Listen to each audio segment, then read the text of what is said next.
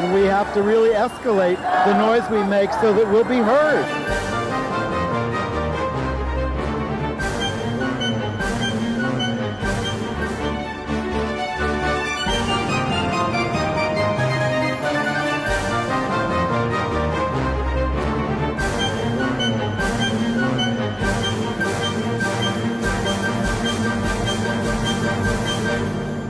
Welcome to Gay USA. I'm Andy Hum. I'm the returning Ann Northrup. I want to thank Maren Johns and Chris Cooper for sitting in for me the last 2 weeks. Now, ironically, they were sitting in for me because I had pre-scheduled other things to do. But in the midst of those, I got COVID. Oh. So don't act surprised, Andy. You knew. Just surprised that you're talking about it, but okay. Oh, why not? I want to warn people. I have gotten through COVID. I've tested negative twice after a week after getting it. But I'm fatigued. I am tired and I'm congested. Now I feel like I have a cold. I'm sneezing occasionally and coughing and mostly just really, really weary. So if I keel over in the middle of the show, you'll know why. But my recommendation is don't get COVID. I'm taking more precautions, but my wearing a mask mainly protects you from me. We need everybody to do it in indoor spaces, when you shop, when you go on the train and the bus and all that stuff. And I think the good news for me is, I hope I'm not going to stop wearing a mask. I will redouble my efforts. But I think this gives me some higher immunity, which is great news. And eventually I'll get the new booster, but I don't think I need that yet. And there was one other thing I wanted to say, but I have COVID brain. And if you get COVID, take Paxlovid. I got it at the same time as a colleague I was traveling with. I don't know where we got it or from each other or whatever, but she didn't take it. And she's had a rougher time than I have. And it's really, really, really important to consider taking Paxlovid to diminish your symptoms and your experience of this. Do you just call your doctor, or can you just go to the pharmacy and get it, or how's that? Well, interesting. You need a prescription. I called my doctor. He immediately gave me a prescription over the phone. He didn't need to see me or anything. He called in a prescription to my local CVS. And so I'm waiting for the CVS to call me and say my prescription's ready. And I'm waiting most of the day and nothing happens. So I call them and I get a recording saying, your prescription will be filled in 48 hours. I just said, what the, so then I called the New York City Department of Health and their COVID office. And they couldn't have been better once I finally got through to the person I needed to talk to, a nurse, who also was happy to prescribe over the phone. And she had a list of pharmacies that had it in stock. So that's when we found a pharmacy relatively nearby, and she called in the prescription there. And Mr. Andrew Hum went and picked it up for me. I just want you to feel better. Me too. Thank you. But thank you for your help, Andy. Not at all. Okay. All right. So first of all, happy Bisexual Awareness Week. And in the news, President Biden spoke out at the UN for LGBTQ rights and for people with AIDS worldwide this week. And the mayor of Cleveland is taking on the Catholic Archdiocese there over its anti-LGBTQ policies. That's the story of the week, I think. I think so. In a Kansas town, right-wing zealots see homosexuality in every rainbow. They're going to be very busy. In Missouri, a gubernatorial candidate starts a fire and pledges to burn LGBTQ books. That's how you get elected these days, I guess. A gay couple that was denied a marriage license in Kentucky by Kim Davis won a big judgment against her, but her lawyers want to use her case to overturn the rights of same-sex couples to marry at the Supreme Court. Well, one way or another, they're going to keep going after us. 3 murders of trans and gender non-conforming people to report this week. We also have reports on sexual indiscretions of Congressmember Lauren Boebert and South Dakota Governor Kristi Noem. Just a rumor, Andy. Canada's Conservative Party has voted for an anti-trans platform. Oscar-winning screenwriter Tarell Alvin McCraney has been named to a top arts post in LA. Very exciting. The New York Blood Center is now doing a publicity campaign saying they want your blood. After all these years. Yeah. Governor DeSantis is working to spread COVID in Florida. It's not that hard. A singer says goodbye to country music over its homophobia and transphobia. And it is Bisexual Awareness Week. And on the 25th anniversary of Bisexual Awareness Day on Saturday, September 23rd, there's going to be an all-day Bi Plus conference at Human Rights Campaign, spearheaded by Bi Plus Organizing USA. And it's going to include Adrian Shanker, who is a senior advisor of LGBTQ health equity at the U.S. Department of Health and Human Services, and Fiona Dawson, a co-founder of Bi Plus Organizing USA. Bisexual people are now statistically 57% of LGBT adults. 1 in 5 members of Generation Z identifies as bisexual. Well, these are all these surveys that tend to, move around, and I wouldn't take it too literally, is all I would say. While also saying, as I keep quoting you and you keep denying, that 80% of all people have bisexual capacity. Sure, but people haven't identified that way, and now they do. And President Joe Biden identified with us at the UN, and we're going to give you a little excerpt from his speech when he spoke about human rights and how he integrated us. Cannot sacrifice either. 75 years ago, the Universal Declaration of Human Rights captured a remarkable act of collective hope. I say it again, collective hope. Drafted by a committee representing different regions, faiths, philosophies, and adopted by the entire General Assembly. The rights contained in the Declaration are elemental and enduring. And while we still struggle to uphold equal and inalienable rights of all, they remain ever steady and ever true.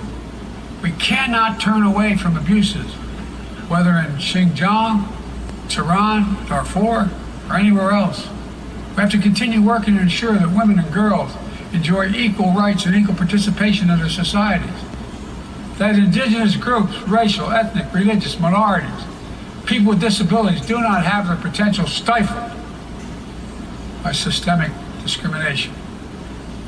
That the LGBTQI plus people are not prosecuted or targeted with violence because of who they are. These rights are part of our shared humanity. They're absent. When they're absent anywhere, their loss is felt everywhere. And he also made a pitch for PEPFAR. He said HIV/AIDS infections and deaths plummeted in no small part because of the PEPFAR work in more than 55 countries, saving more than 25 million lives. He didn't mention, of course, that it's one of the things being held up by the radical right Republicans right now. Well, let's discuss some more details of that when we get to AIDS news. But another thing that the Biden administration is doing, announced this week, is they're getting more proactive on helping LGBTQ veterans who were dishonorably discharged. Now, for a while now, we have been told that those veterans can apply for a review of their dishonorable discharge because it really is very destructive to their lives. It gets in their way in all sorts of ways. But now the Biden administration has realized that asking veterans to apply individually is not sufficient to clear up this mess. Tens of thousands were discharged, and they've only fixed the discharges of a couple thousand. So the Department of Defense is now taking it upon itself to review all those dishonorable discharges and to be proactive in upgrading people's discharges and fixing this for their lives. They're going to set up a website about it. And do outreach. They're going to actually advertise to people more actively to reach out for help. Some good news from Pennsylvania. Democrats kept control of the State House of Representatives after winning an open seat in the special election in the Pittsburgh area. Lindsey Powell won 65% of the vote. It's a razor-thin margin there. And you mentioned last week Olivia Hill, who was in a runoff for Nashville's Metro Council, trans woman, and she won that runoff and now will be a member of the Nashville Metro Council.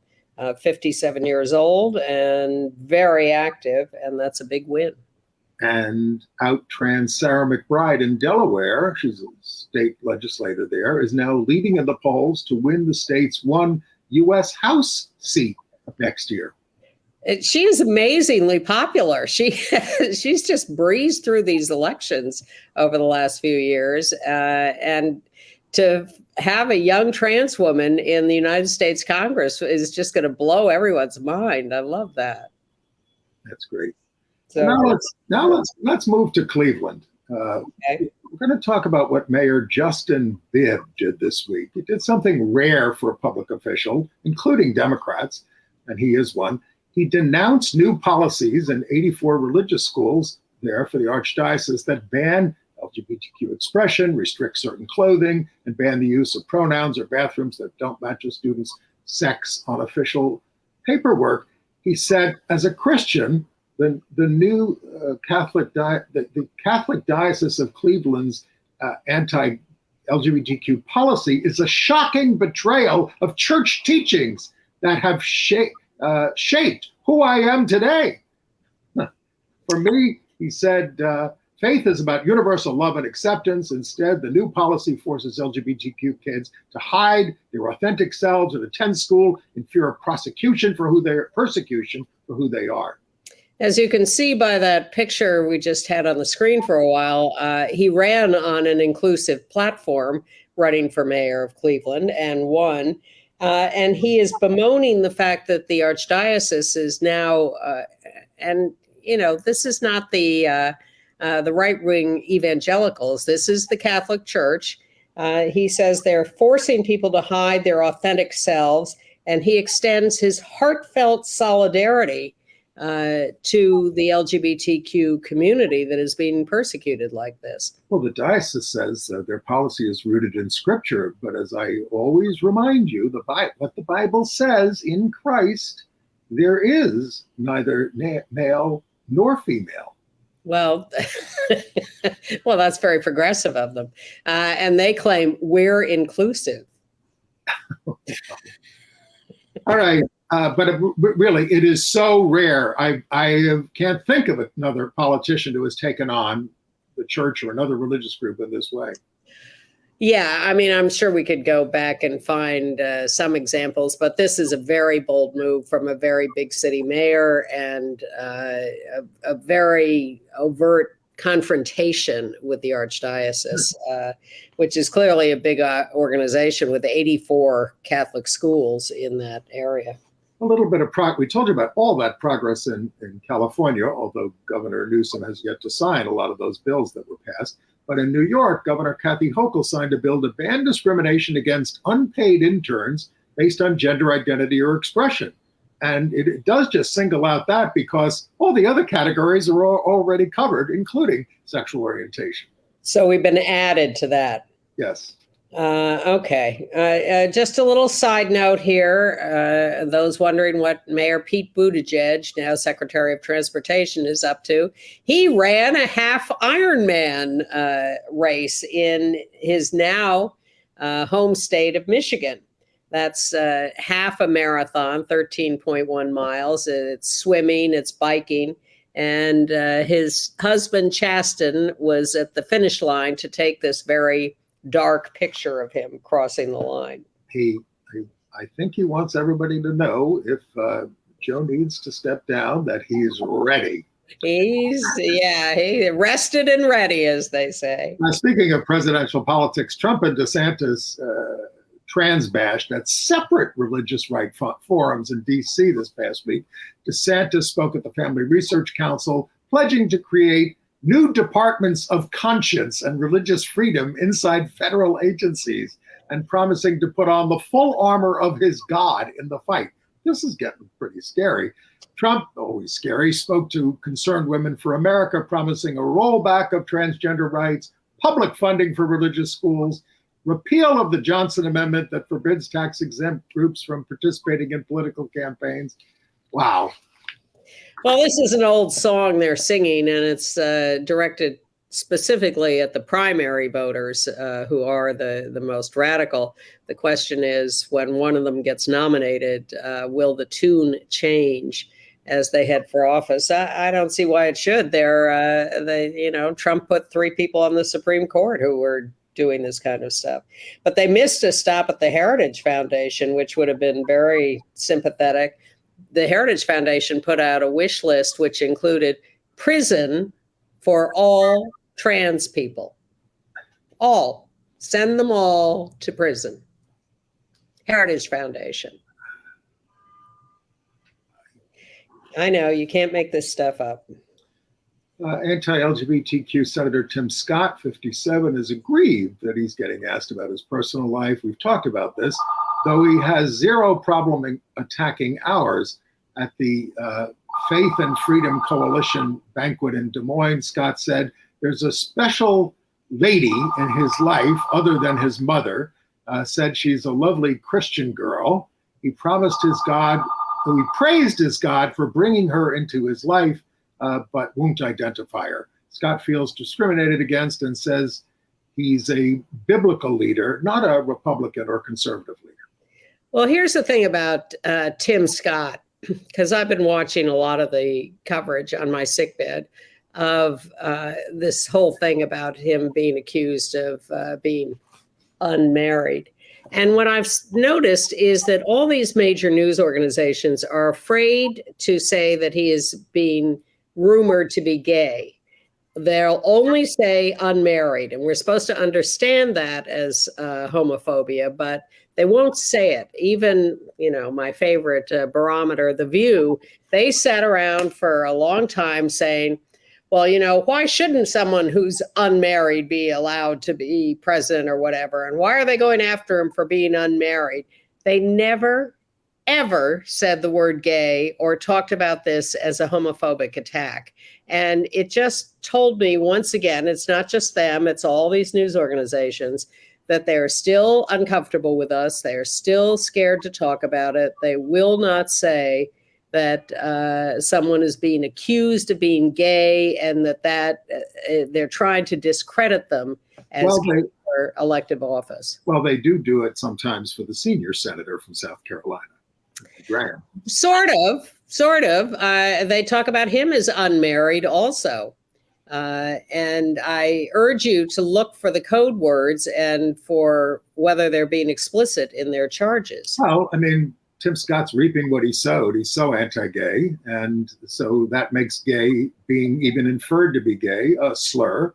You would think that would beg discussion, that they would talk about, when they talk about him as unmarried and don't talk about him as maybe gay, they don't bring in all his anti-gay statements because they haven't said gay. Right. So it cuts off the conversation about what he's really all about. Meanwhile, he has, of course, evoked the ghost of Ronald Reagan and said all the UAW strikers should be fired. For those of you who think that Tim Scott is a kinder, gentler politician, fire them all. And you know who else says that? Nikki Haley. Right.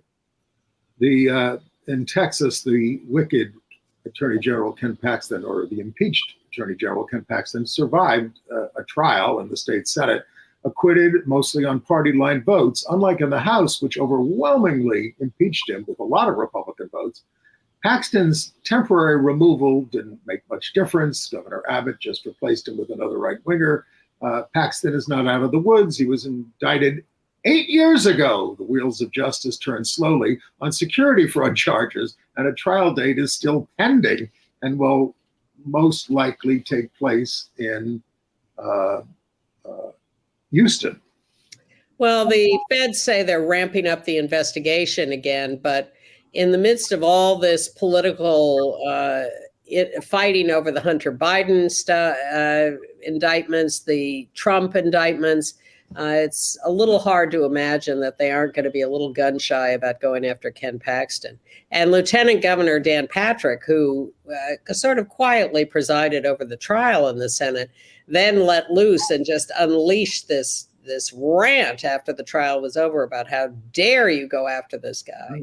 Well, some people say, how dare we go after Kristi Noem in South Dakota? She's a MAGA darling, wants to be vice president. But she was reported this week on heterosexuality, they do report these things, of having been in a years-long clandestine affair with Trump advisor Corey Lewandowski there. Noem has been married to a different man for 30 years, and they have 3 children. Lewandowski is married to a different woman.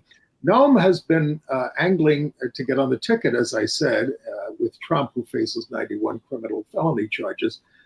She is at the forefront of enacting anti-LGBTQ legislation, and she has said she believes marriage is a special bond between a man and a woman, just not that special, apparently. Arizona's Carrie Lake, who also wants to be Trump's running mate, is apparently the source of the story. Oh, well, there's a surprise. Noem's husband moved out of the governor's mansion 2 years ago. She still uses him in her ads. Well, it'll be interesting to investigate the double standard here. If Trump could get nominated repeatedly and elected with all his peccadillos, will they hold Kristi Noem to the same non-standard and let her go ahead as vice president? It's an absolute qualification. Yes, she's done what she needs to do to be nominated as vice president. And then there's our pal Lauren Boebert. What a gal. Well, she's a liar. She says she wasn't vaping, and then clouds of smoke are coming out of her mouth. That to me is really outrageous. She was there to see Beetlejuice, yeah. Yeah. And you can see a child behind her. There are kids all through the theater. And she and her date, who she's now dumped because he's a Democrat, and produces drag shows in his establishment. But they were groping each other, and there is video of him just fondling her breast right there in the theater. And when she was called on this, she says, "Do you know who I am?" And she tried to deny it. She's a big family values politician. Yeah, we know who you are, Lauren. We know exactly who you are. Barely survived re-election the last time. If this doesn't do her in, nothing will. I think she's in big trouble. Well, when someone asked her to stop the smoking, the vaping, she said, "You're a sad and miserable person." And then she admitted it and apologized. Now, actually, the worst thing she did, of course, was taking pictures during the performance. That's even more boorish. But this is news you will not see on Fox. Really? Have they not covered it? I don't know. It's been everywhere else. Okay. I don't think you can say that without documenting that. All right. And I understand your offense as a dedicated theater goer, but the vaping is really, really what got to me. All right. All right. Let's go to Kansas, this story at the Sterling Library. Okay. 2 librarians were fired for objecting. Objections were raised to rainbow displays during Pride Month. Now, that would be bad enough, but the rainbow displays, take a look at them, were not actually LGBTQ related. It was a rainbow infinity symbol representing neurodiversity and autism awareness, and a colorful image with a disabled child. But city officials smelled an LGBTQ agenda, and they fired them. So the librarians and 2 patrons of the library are suing in federal court, asserting that they're entitled to a library that embraces all viewpoints, not just one with an aversion to rainbow colors and a disdain for LGBTQ citizens. Well, if the Heritage Foundation thinks it can lock up all trans people, God knows what they think they can do to the rainbow. It is just insane. I mean, the the rainbow's in the Bible too, you know. Well, don't get me started on that. More news from Kansas. Well, before you leave that, this library board also voted to stay out of the 4th of July parade because it included a float from a gay group. See, this stuff is just, to say it has jumped the shark or gone too far or is such an understatement. This is insane. This is truly insane. They truly want, I say this every week I'm here, they want us to disappear, whether the Heritage Foundation wants to lock us up or school boards want to make us invisible or the Catholic Archdiocese of Cleveland wants to erase us from all their schools. It is a civil war, and we are the fodder for this. They want us gone. They don't want to see us. They don't want to hear about us. They don't want to talk about it. They want us gone. Well, talk about that other Kansas story that you were about to. All right. Well, the Secretary of State, Chris Kobach, who has been a thorn in our side for many years in whatever position he manages to hold, has announced no more official gender changes for anybody in Kansas. Gone. Over. The court allowed this, and he is following through and making this a done deal. I mean, this is absolutely heinous. I mean, it's so important. And there are people protesting. We have a picture of someone carrying a sign out there. Queer and trans blood will be on your hands with these laws. Yes, it will. Now, I will just inform people that if you got your birth certificate changed before this new law was put into effect, it is still valid.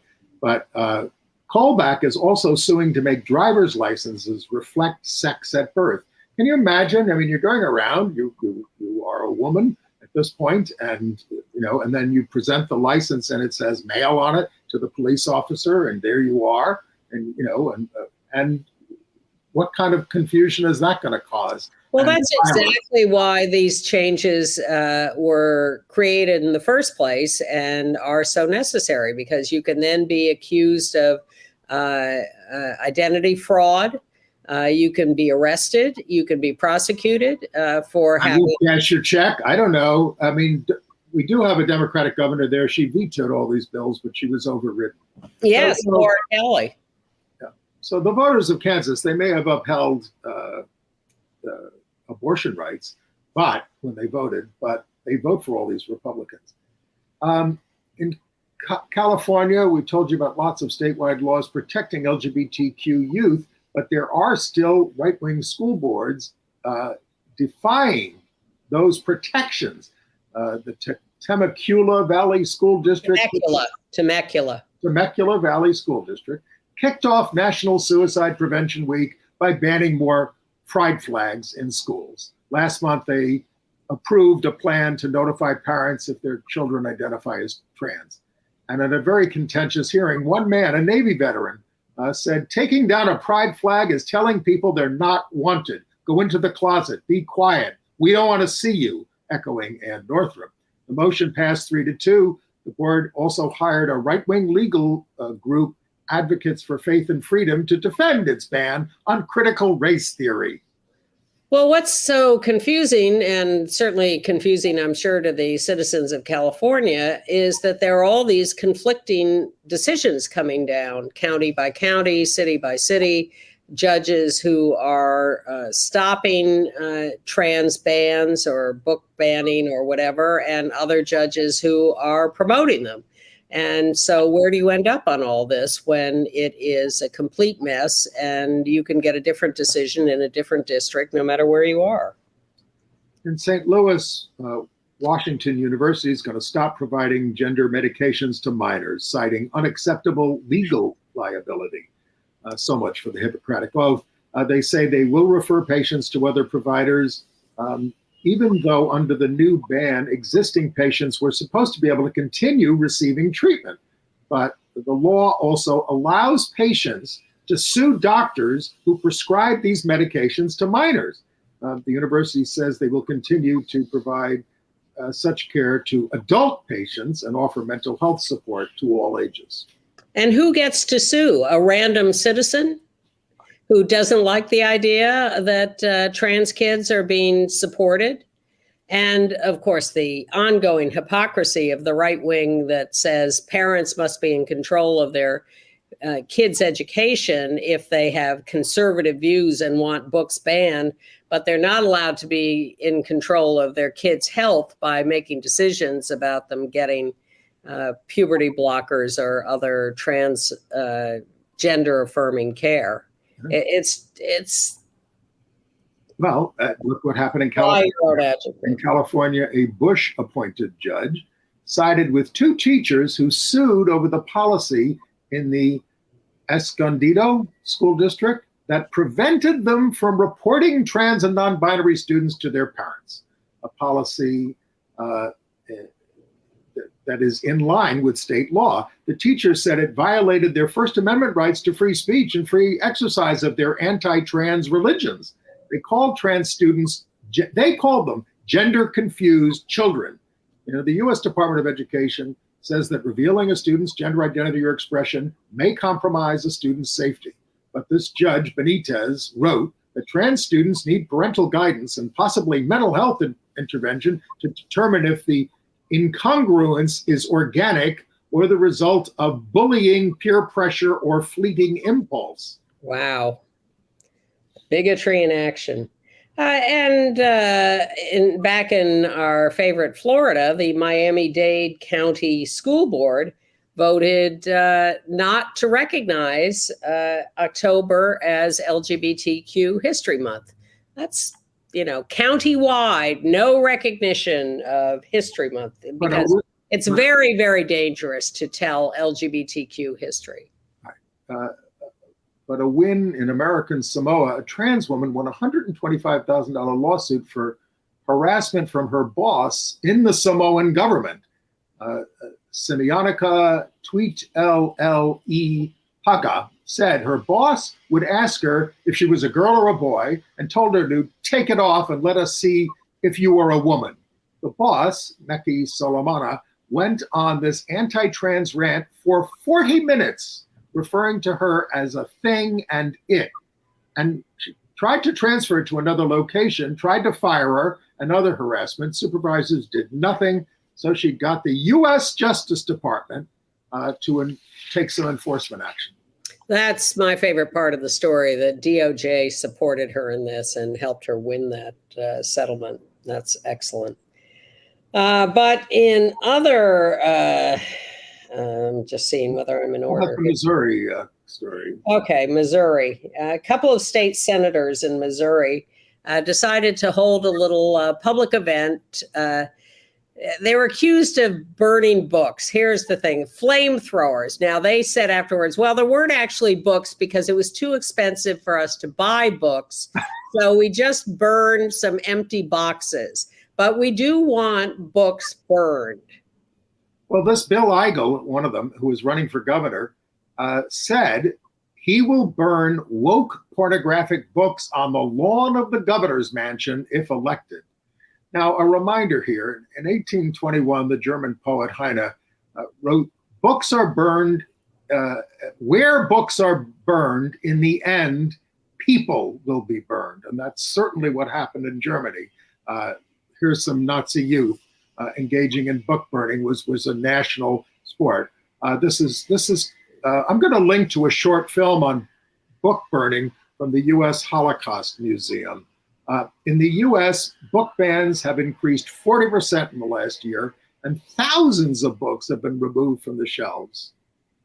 And not even evaluated yet, just removed from shelves and put in, you should excuse the expression, closets somewhere, pending review, but they are not getting reviewed. They're just being held off the shelves. But in Texas, this is a district outside of Beaumont, a middle school teacher was fired for reading from an adaptation of, ready for it, The Diary of Anne Frank, a book banned because Anne makes a reference to male and female genitalia in her diary. So That is upsetting to the Blue Noses in Texas. Not that Anne and most of her family were annihilated in the Holocaust, or maybe that too is something that they don't want kids to know about.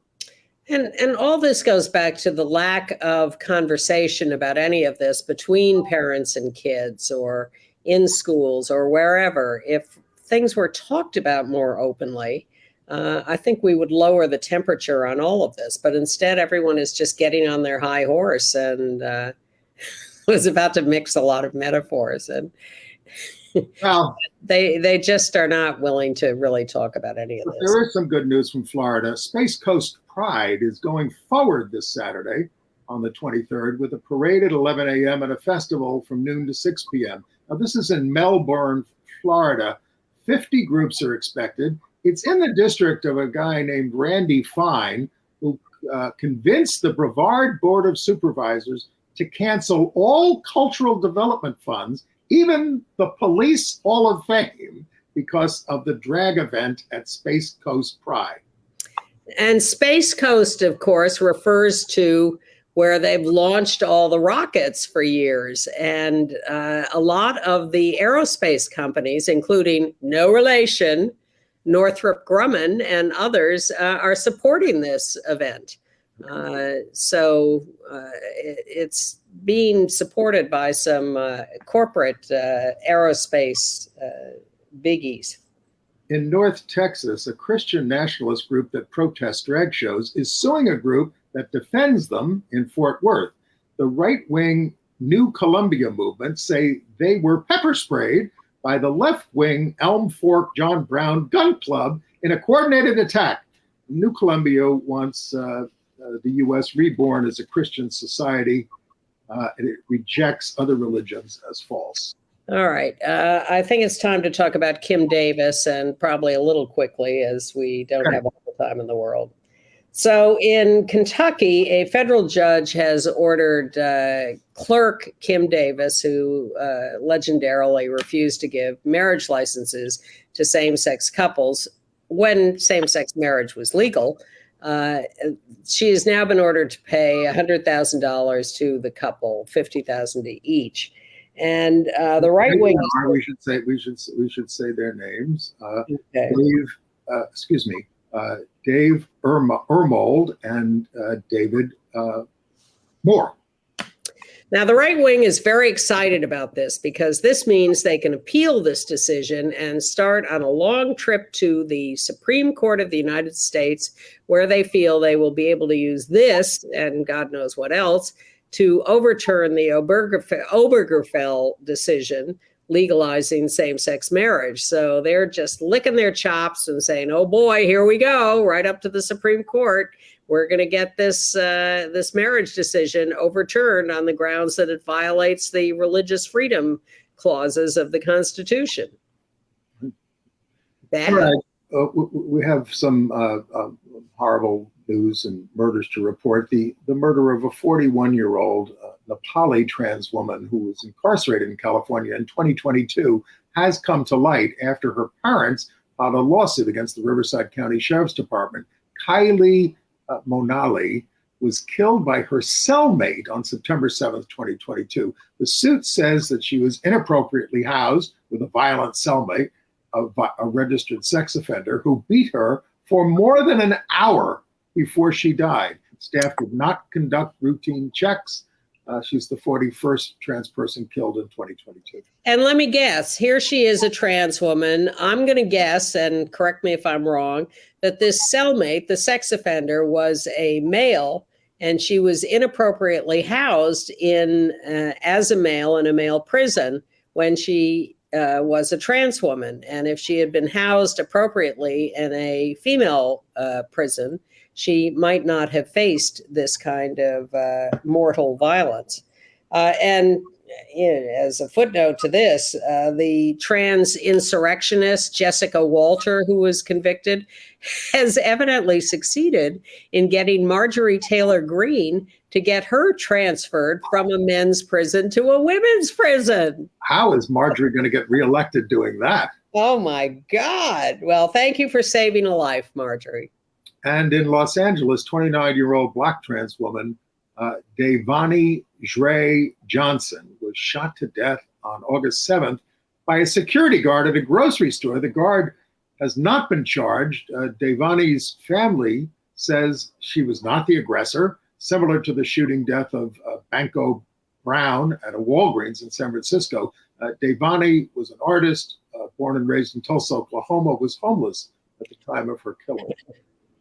And in Calumet City, Indiana, Thomas Tom Tom Robertson, gender non-conforming, 28 years old, just light in everyone's life, was accidentally shot dead by someone who was trying to shoot someone else. But Thomas is just tragically dead.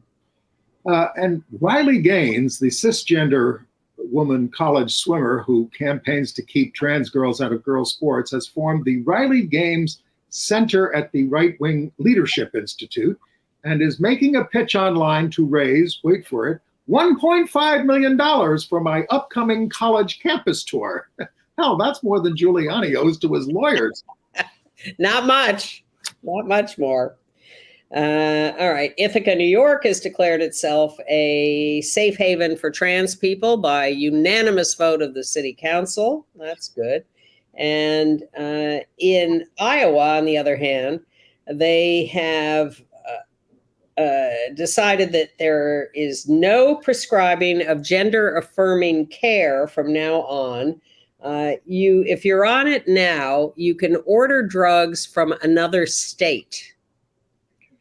But 23 states now forbid gender affirming medical care. It's sweeping the nation. And in New York City, they've arrested 2 more men for vandalism of the pride flags around the Stonewall Inn in June.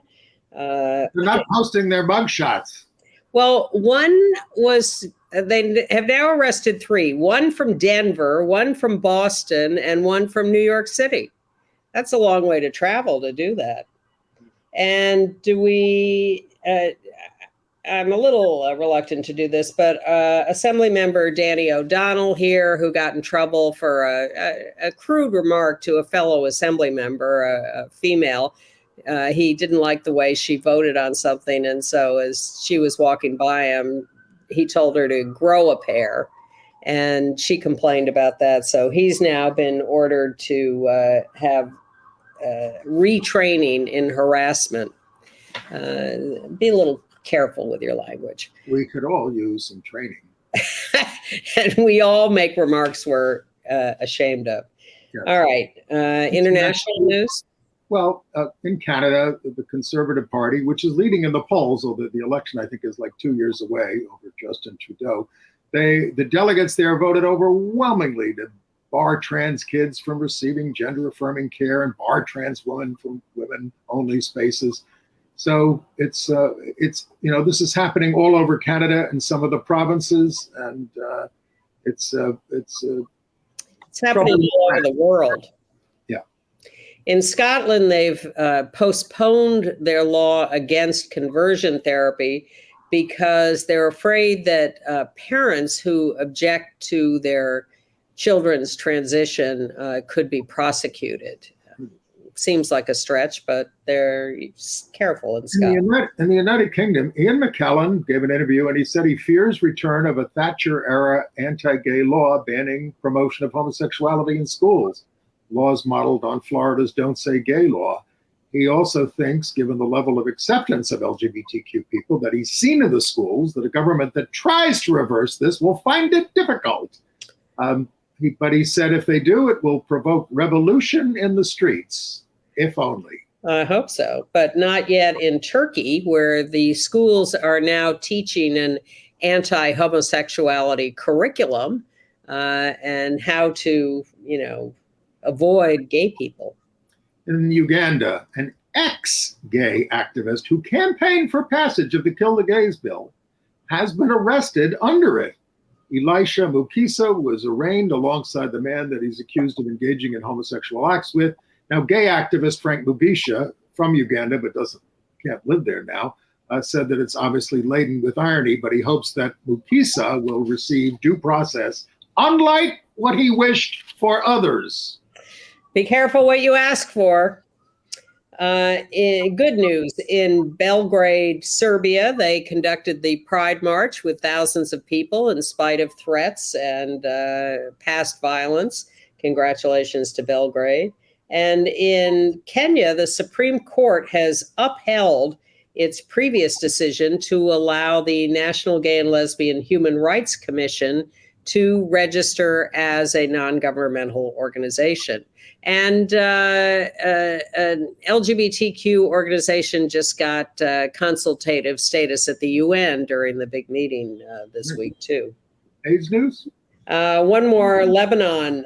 In Beirut, Christian fanatics attacked a drag show in a bar, terrorizing patrons for 40 minutes.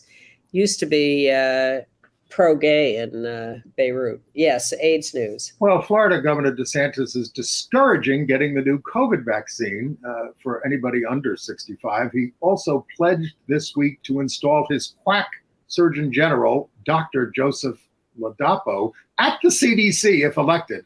Ladapo has said his anti-vax policies are part of God's plan. What, to decrease the surplus population in Florida?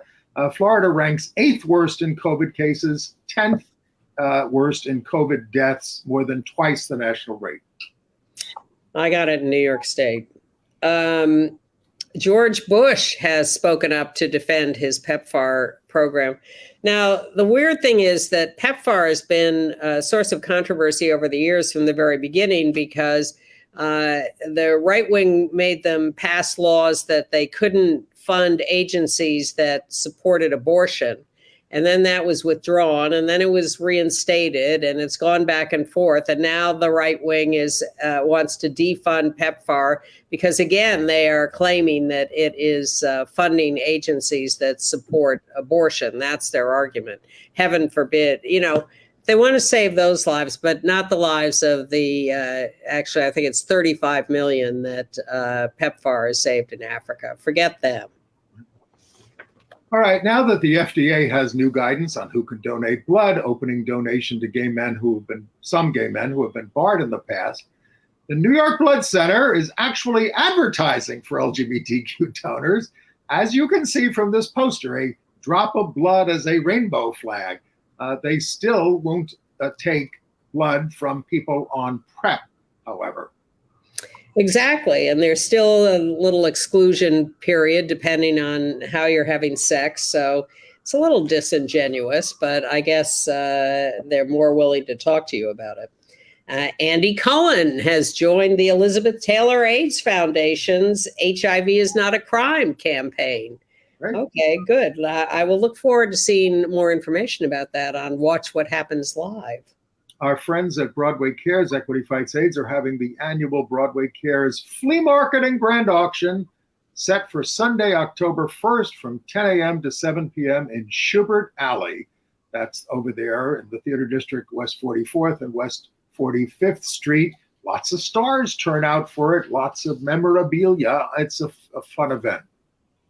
Entertainment news? Sure. I am very excited about the return of the series Sex Education on Netflix. It is so smart and so good and so funny. Gillian Anderson is the mother of a high school student. She's a sex educator, sex therapist. He decides to start his own little sex ed program. This is the 4th and final season. If you haven't seen it, start at the beginning. And it's set in the UK, Andy. You'll love it. And where do I see this? Netflix. I do have Netflix. Sex Education. Start now. Oscar-winning gay screenwriter Tarell Alvin McCraney, 42 years old. He won for Oscar for Moonlight. Has been named the artistic director of the Geffen Playhouse in Los Angeles. He said in the post George Floyd, world. He's seen changes in the arts. He saw friends and colleagues leading institutions, people he looked up to, and he felt selfish sitting on the sidelines. I felt you need to get in there and make a difference. Of course, comes at a time when subscriptions to theaters like the Geffen are way down. So what? They give it to a black guy. It's kind of a tradition. Look, Moonlight's one of the greatest things I ever saw. If you haven't seen it, I'll recommend that too. So I hope he does great things, and congratulations to him. And congratulations to Little Nas X, whose documentary film, Little Nas X, Long Live Montero. He's really bulked up. Look at that. That's him at the Toronto Film Festival. Is that his body? What? It looks like a prop from a Batman film. That's his body. Wow. That is his body. Now, they delayed the screening for a few minutes because there was a brief bomb threat, but the film was a big hit. No word on when we can see it. But it talks in it about how he helped his little brother, who's bisexual, come out by just making the world safer for him, and about his dad, who was very negative about, you can imagine if Little Nas X is your son, it might give you a little pause early on. But now his dad goes to gay clubs with him. That's great. Yeah. And Maren, how we say her name? Maren Morris. Maren Morris. She's a singer. Says she's leaving country music because of the industry's history of racism, misogyny, homophobia, and transphobia. She's a longtime LGBTQ ally. The video for her new single, The Tree, is a direct response to Jason Aldean's Try That in a Small Town that featured racist dog whistles and violent imagery. And we will link to her new video in our email. And if you'd like to be on our email list, go to our website at gayusatv.org and sign up, and you'll get one email from us a week telling you what's going to be on the show and lots of extras. And that was the most glamorous picture I could find of Maren Morris. I thought that was quite stunning. If you look at her pictures, she's a little more down to earth than most of them, but that was pretty glam. Now we're looking forward to yet another, Andy, sexy gay men movie on Showtime. I didn't put up the sexiest picture, but the Fellow Travelers follows. Wait, is it a movie or a series? It's a series. It's an 8-part series. It follows a gay couple, Matt Boebert there and Jonathan Bennett there on the right, from the McCarthy era in Washington when gays were purged through the 1980s and the AIDS crisis. It bows October 27th on Showtime and Paramount Plus. Now, I know that this is inappropriate of me, but I feel like we've seen these guys a billion times by now.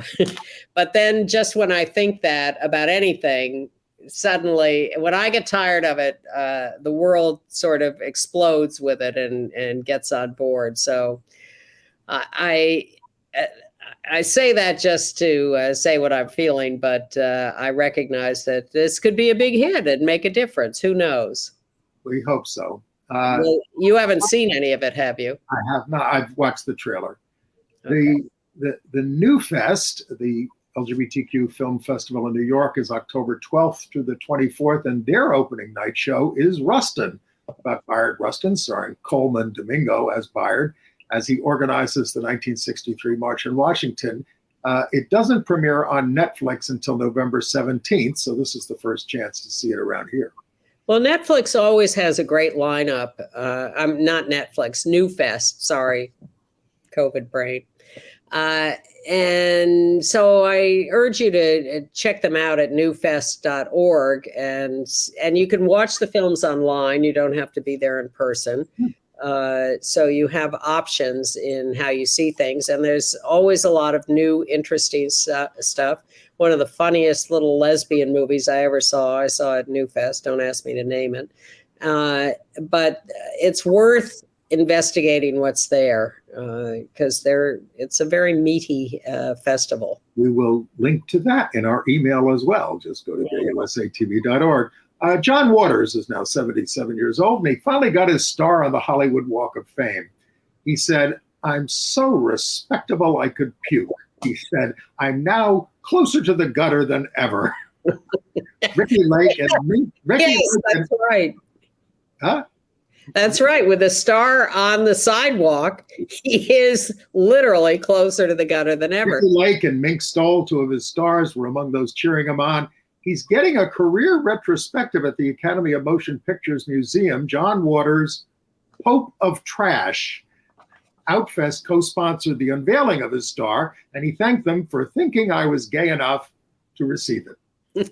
Well, the rundown, the description of what's at the Academy Museum in this retrospective is quite extensive. So if you're on the West Coast, you can visit that museum and see a lot of John Waters material over the years.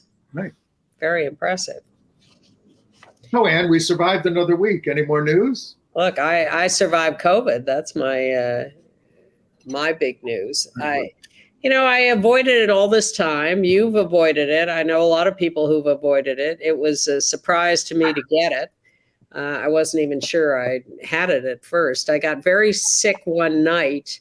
I was away, and I was in Buffalo, of all places. And I thought, what is this? Is this COVID? Is this a bad cold? I just felt really, really rotten. And I finally went to sleep, and I woke up feeling better. And I thought, oh, okay, so it's just like a head cold, I guess. And I got back in my car with 2 riders and drove 7 hours back to New York. That'll do it. And tested positive the next morning. Now, the interesting thing is that one of them also had COVID and got sick the night before I did. So I don't know where we got it or whether we got around. it. And you were saying that you talked to your doctor, and he or she said that I was the 15th patient of his to report COVID. But the interesting thing is that the third person in the car did not get it. And after spending 7 hours in the car, taking over the driving for a couple of hours and putting her hands on the steering wheel where I had been driving. No one's wearing a mask. No masks. And we think the answer is that she had it a few months ago and thus has immunity. Now, we're all vaccinated, but vaccination doesn't necessarily prevent it. It just makes it easier. Right. I'm getting my 7th shot on Friday, and for the new version of the vaccine, and I'm going to get my RSV shot at the same time. Does that sound too risky? No. Well, who knows with these vaccines? But I've been told not to get the new COVID shot immediately because I have immunity from having had it. And so I should wait a few months. If someone has better information, please let me know. No, they ask you about that before you go in if you've had COVID lately. Yeah. Well, we're glad you're back, Ann. Rest up. Me too. And again, thank you to Maren Johns and Chris Cooper, who both did superb jobs filling in. I'm always relaxed and happy to know they're doing it because they do it very well. Thanks for watching. Bye.